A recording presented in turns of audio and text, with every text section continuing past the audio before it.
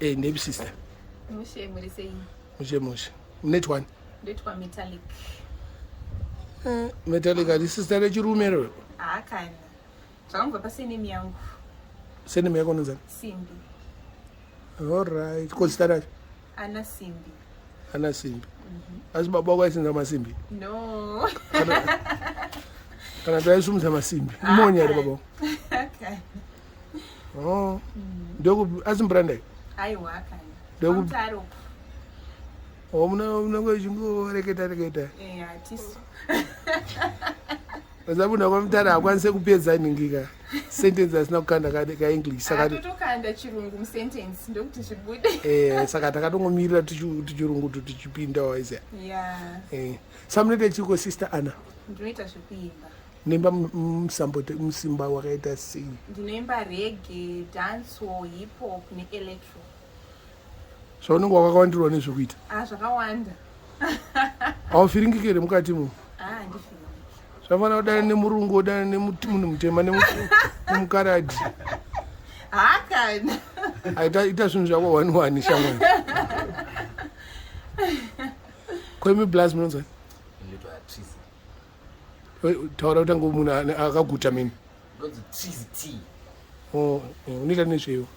Inini producer. Producer ku? Producer ku Manix Brothers Records ku Highfield. Fio.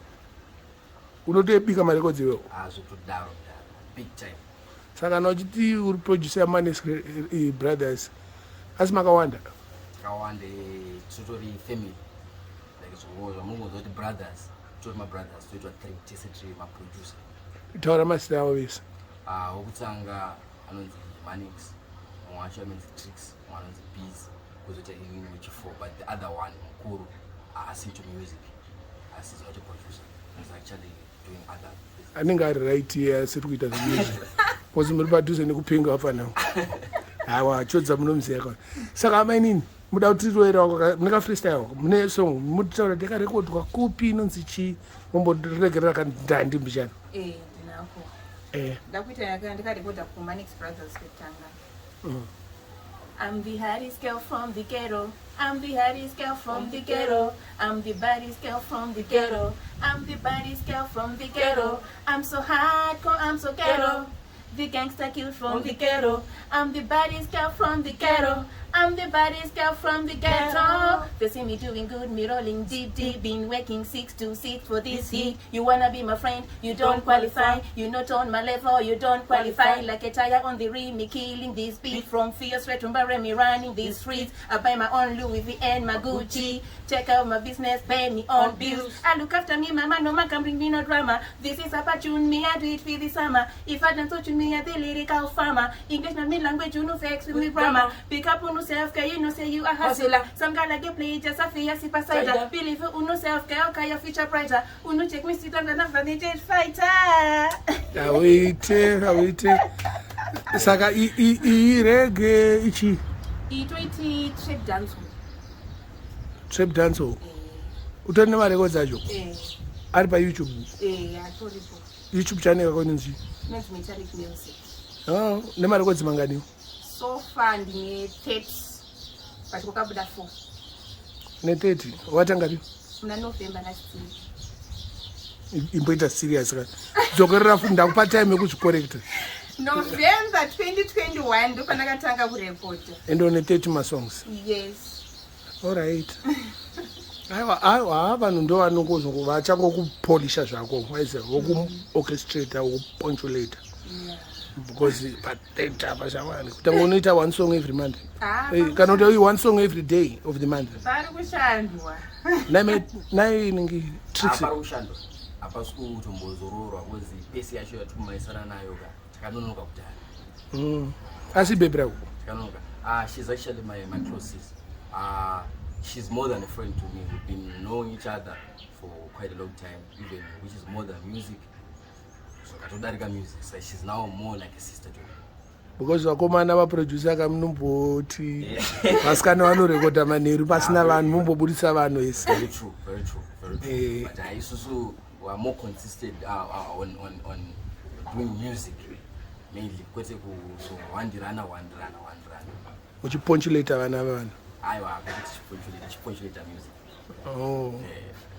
Saka unotodika music iyo beat nogana ngadzira beat iyo any type but inini I'm more into vocal mixing. Like I said, Manix brothers. Pane umwe are more into beat making and the beats. He's more into beat making. I'm into recording and vocals, and he's also part of foot vocals. So in Indonesia, I'm more into mixing and recording. Alright, you also go paid search. At the same time, I do beats as well. But when I a few days, I get mainly I can here. Alright. So, Kastyle how can you go? Ikako. Ukufuna ukutana nemwe muneri. I don't look good. Alright, nice. Yeah. Kweyo mskani. Wakableach ere. Ndibleach. I'm natural. But wakabaka. Sure. Taura chokwadi azvina kuipa. Ndakatongodzvarwa ndakadai kumba kwedu tese takangotsvuka. Takapendwa namoms. Mudumbu. Alright. After ukutsvuka unobaka ere. Unorwa babu. No. Anditomborwe anything. Unoziva zvinhu zvandorora chii chinonzi babu? Babu haisiro inonzi Freestyle myth. Unotoiziva zvako. Tondwa zvitaurwa mumastreets. Unofamba neboys dzacho futi. Mukomana wako anenge atsomwe. Unaye ere mukomana to begin with? At the moment handina mukomana. Alright, chakutsvakira. Manje anondiramba manje because ndisina time naye. Why? Busy yacho. Uri kustudio nasi mangona inga kustudio saka anotondiramba. Every day anenge atoma one. Kuti jamaa anenge funga kuti ane baby studio every day. Time is. Okoti hauna time une makore mangani? Ine zvindine 30. Hayi usadaro ka. Ukatamba kudhara ka mwana wamai. Isi ufunga kuti usati wambobatwa izvi. Dawati une kana 17 tamboti apa mwechi uchiri kutya. Every don't focus manje. Sure. Don't focus on the music. Or before I'm focus on my guys and. Okay. Since wakatanga last year November 20 whatever. Saka chicha ndanaka kuinspire since ndanzwa uchiimba nechirungu ndanaka kuinspire. Ndakakura ndichifarira masongs echirungu. Ana vibes cartel ana shensi ana spice ndinowanyanyo follow ila. But shensi ndio mazwano. Ndio mazwano sika ndiona kumaisana naye. Alright. Vibes cartel nemba zvokunyadzira. Saka asi unotengesa nyama. Kana anditengesa nyama. Andinoza kutengesa nyama. Ndoziva. Uziva wakatorongeka ka. Ndoziva. Asi une shamwa dzinotengesa. Unotsvagirawo. Ndina. Alright. Ndina. What's up? Ndakabva pamufako saito. Grade 1. Grade 1 asipinde primary. Asipinde padhuze nekupa machipisa. Padhuze nepa ningi pa police station. Marimba police station. Alright. Wakakura mufako zi? Kupi? Muna Bubi, Marimba. Nokuziva here Chodza? Marimba ndokuziva. Old Marimba. Old Marimba. First bus stop. Alright. Une brothers nema sisters? Vatoriko so? Variko 2 vachina vari kusouth. Vamwe vachina 2 vari muno. Havasi kubake? Kana. Vatombete. Alright. Kuma-parents? Ma-parents baba vangu vafa 2007, mama varipo.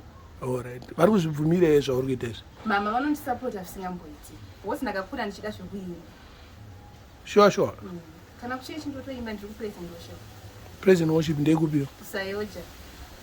Unopindira sayoja yako? Kusouth Park. Alright. Chimbotimbira 1 kekuchechi timbunzwa. Kekuchechi. Kekuchechi.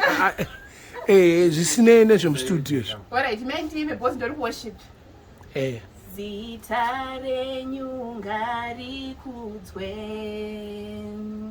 panyika sokudenga ribatwe neutsvene zita renyu ngarikudzwe. Right. Umboona difference here dzungu ranga uchiita panga uchiimba zvinhu zvisina nebasa zvechirungu nekudzikama kwanga uchiita panga uchiimba zvaMwari izvi. Ukwakuchechi. Ayo aumbozviona kuti wakatora music dzekuchechi wopinda nadzo mustudio wodzirekoda nitrix wazvinzwa sei? Nyengoti anona Holy Spirit ka ende trozo pamwe ndikona kuzo manifest so ndipa side. Mwana anofanira kubatwa nemweya ari mustudio. Ehe. Because mwari anofanira kurumbidzwa. Ndofunga ikoko une more chance than izvi zvechibhinya zvawanga uchida kuimba pekutanga. Semunhu wechikadzi. Semunhu wechikadzi ka. Newe kutsvuka kwawakaita. Nedressing yawakarova ka. Une more chance kugospel. Ndokuona kwangu andaita because zvimwe zvacho izvi zvine chitsotsi chibhinya kutsomwa waisa but ane mamwe matricks akawanda ari kuuya akasiyana from ghetto representing ghetto ekufara yawo amakutaurawo we have a lot in store zvokuya manje andide wakaiswa ere fanika nekachirimba kaorgani so kapiano so waisiya kandwa ipapo baby usakwate ehe unosvika kure saka chimboimba yeshona manje yawakarekodha ka yakabuda ka yeshona yaisati yabuda kwenda haisati yabuda so far kwabuda 5 songs uichengeterani iri kubuda manje 5 out of 30. Ora iwapaka pre-release matsaga ndiwa wangu wemoyo wangu andikusiye nyangweza umasei nomira newe baby the short to say without to say andikusiye ndiwe mudiwa wangu wemoyo wangu te amo baby akaka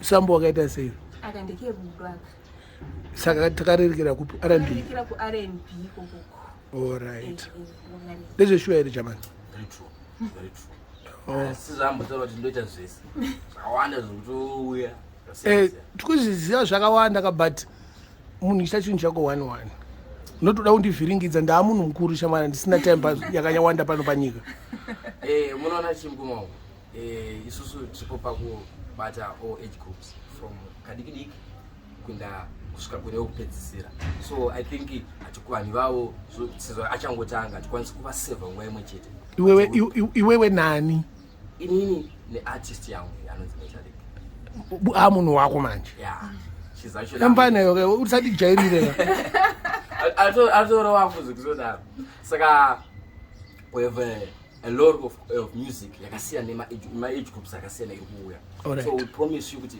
very soon music yonenge yabuda why because we're taking each step zvamambotaura izvozvo yakuti zvinhu zvedu ita izvo zvenyu 1-1 timboita zvinhu zvedu 1-1 tichimbopusha zvinhu zviripo like some of the songs some are doing good on Tyre FM and other radio stations on Power FM so we're giving it time kuti zvimbopusha then we get to release zvimwe zvinenge zvizoteera and saka ndeipikurira paStar FM kada paPower FM kana maradio edu ese maZFM taurai kurima ikunzi hard skill endaipa pekutanga yeah over kwati money right over kwati good feeling over kwati more life ndambonzwa good feeling yeah okay rova ikako kanenge kakaipako just give me that good feeling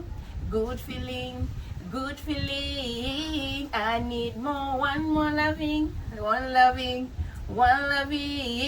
just give me that good loving sweet kissing deep loving just give me that sweet kissing one loving deep loving you can meet me by the corner I don't care you have no Obamas I just want your arms around me baby boy you hotter than summer you know my mom is not around you can call me out babe you can come to my room right jamani mama atu batwa ne spirit ka mama musiri pana apa kai ndanakutofunga baby rangu antera vibes ka manje musikatokatera vibes kana kutaura unopedzera kutengesa nyama kana ungopa vanhu nyama nenguva dzisiridzo kuzima hakwere kuzimdanso uriko kuzimdanso ndikuita danso pane inonzi with sendus chetoda muna mabhitsi sakadama mune mabhitsi taibva tanyatsonzwa kuti but yo with sendus chiri kuseri mukomo chiri kuseri chidanso chihard mahelmets yeah anoizwa nabonzo firelings. It was actually produced by K. Jones. K. Jones wekumabhuku anogadzira zvimangungu ndengo kake umwe yacho yakanzi Whips and Hughes yakaitwa naFire King. Fire King ndo good yeah. Fire King wanenge wa Chodza love. Alright. Akaenda kuchitungisa rini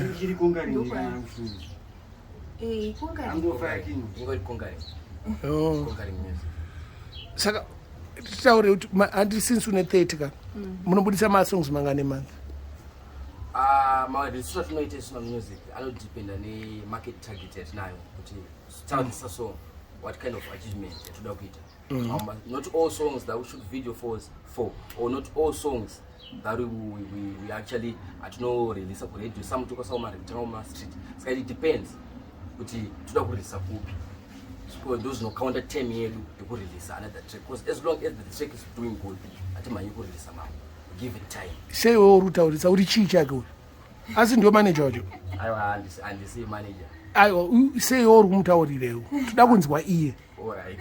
It's actually because I'm part of the management team in terms of how my songs are good. Anobuda say. Na manager. Anonzi Raswepa. All right. Asi wakazobudira usazokanganwa ka mfano ndofunga mfano anenge abva neukuri. Abva neukuri. Handiti? But unenge une makuwa voice rako rine noise. For sure. Mara ini kwenyiko woko ndofunga vanzwa newe. Kani. Anainingi. Une mwana? Zvaimbotadza. Ndasingatadzi. Noise yauri kuita ka ngoratidza kuti wanga une musikanzwa wanga uri mwana mudiki. Ndachisimbi ka. Une vana vangani? 2. Yeah, zvakumeka sense. Zvakumeka sense. Yeah. Baba vamwana? Takaseparata. Vari kupasa wakatizira Joni? Dara.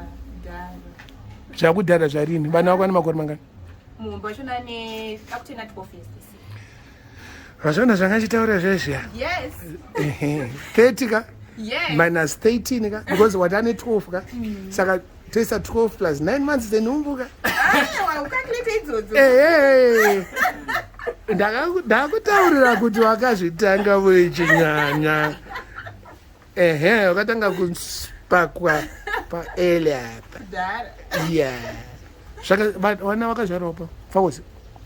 Ndegara kumarimba ikoko. Marimba isi kuMfakosi? Marimba Fakosi. kuMfakosi. Saka mwana wako kandio bhinya racho ndiri kuMfakosi. kuMfakosi kuko. Asi kumarimba mukomana haangamboita kumarimba zviti. Unoziva komana weMfakosi anonzikana nekuba motikari? Ndakanzwa kudaro. Wanzwa kudaro? Wanzwa nani? Nevanhu zvichingotaurwa. Tomarwa zvichingotaurwa nevanhu. Ndanoziva. Hapana. Saka wakanzwei? Indakutaura kwa kuMfakosi kuna wakuna anoba mota. Saka kutaura kwa usina kuswera. Kuti munzvunzi kuna wakuna anoba mota ndofika ngoti wo tombomira takadaro. Noziva zvinorovesa. Ini handorovi because ndovaziva. Yes. Aina senda kunzi. Saka anyway tapa muFakosi tadzokera kumusic back into music. Saka tikutarisana nechipa mberi apa because tanzwa zvakati wandei. Pamberi apa tikutarisana kuti ndizotanga kuitawo mashows. Boss of fans ndaita show. Kana kungomira pamberi pevanhu. Nongomira pamberi pechechi. Pechechi. Ndipandinomira. Auna kamwe kamusambo kechechi futi. Unkokara short and sweet. Da kuti vanhu vazive kuti unogona kurerekerako. Karegerere timbonzo. Sevanhu vada kublesswa. Service. Okay.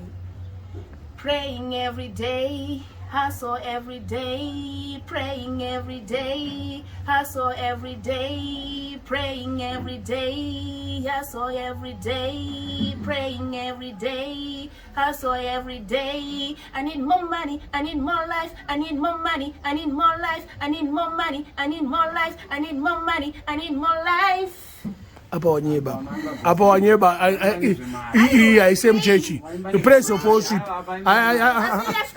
ayo isemchechi ayo ndio gateway I think ayo ndikutaura kuti ye mu church as in church as a gospel Ghetto gospel. ayiwa but inoimbwa nani iyo yeku-praise and worship ayi njani Kuchechi tukuda mari mazono fuzi. Ukamboenda kuchechi usina mari. Ufino utoplease. but hauna kamwe here kekuchechi keshona kavanoimba vachitanga vakumimwe nyika Okay, aikako kunchiri kushanda panika. oh chiri ukashandira Nchiri ukashandira ikako. alright semunhu akashandirwa ari mwana mudiki ane 12 years mwana alright aibo hapana chakaipa but pane zvimwe zvinandoda kubvunza zvamasiya what mashows do you have visuals mavideos emumusic yako Tikita working on video sessions asati abuda. wakaita video song ipi We artist girl. Ndakapekutanga yai. wakaita nani Ne Manix brothers onoshoot after me. empanewo uchida video yewo Zisivene kudirector wacho.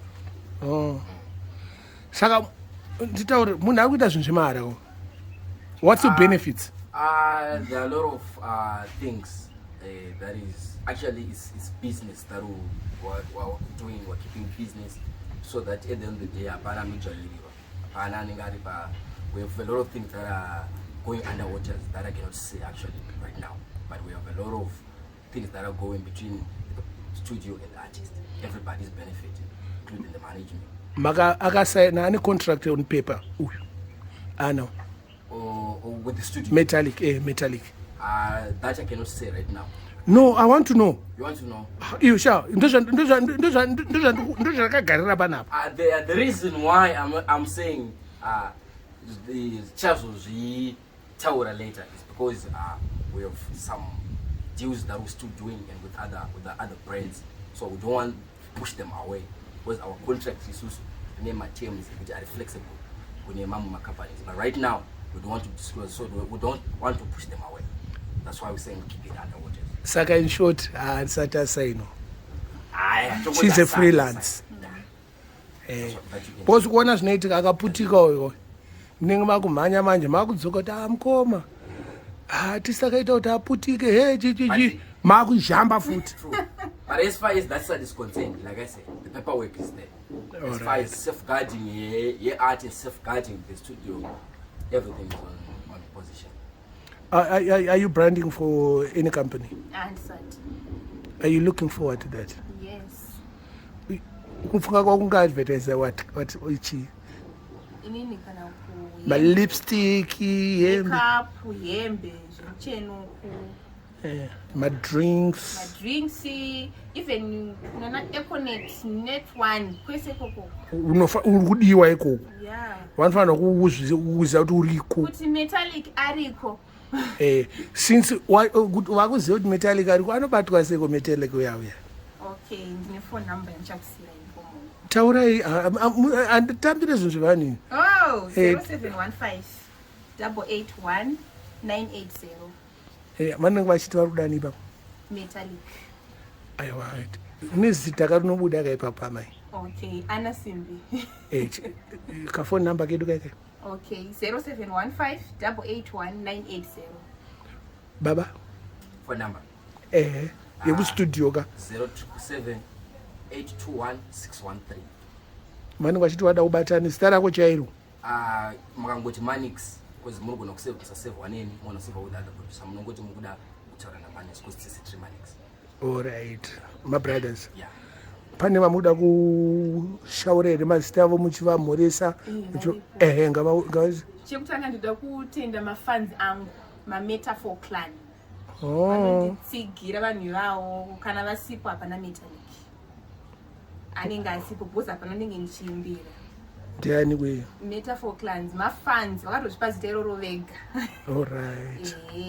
Ndichitenda maproducers angu Manix Brothers, Fire King Production na Captain K Jones. Captain K Jones. Yeah, mangungungungu. Ndichitenda even ma DJs ekuma radio ari kutiridza ivavo. Ndichitenda management team yedu. Ndova respect asingaite. Ndara. Inini ndinoda kungotenga vese varikutsigira studio nemaartist acho chiti makatikoshera zvisingaiti rambai makadaro. Taura 5 maartist anorekoda kustudio. Okutanga kuna Metalic, kuna Mbida D, kuna Skafizo Chodza, kuna Makungwazi. Alright. Tatenda pinjis that mix out so that you can get results. Kuti pane munokwanisa kuita zvese. Saka unotibika sungura. Kutori kwenya gitari machesi. Alright. YouTube account yenyu mama? Metalic Music. YouTube account baba? Manix Brothers Records. Spell Manix yacho. MANIX Brothers Records. Maita basi. Tinoonana kumberi. Takaenda. It's Satakangamwa. But we want also to thank Ghetto crowd for partaking us in invitation. Makanyanya pasina mimi let's totaura izvi. Thank you very much for the time. Tsomimbi. Matipa nguva. Masimbisa, singamboiti. Ibolato. Kusatenda uroi. Yeah. Sharp.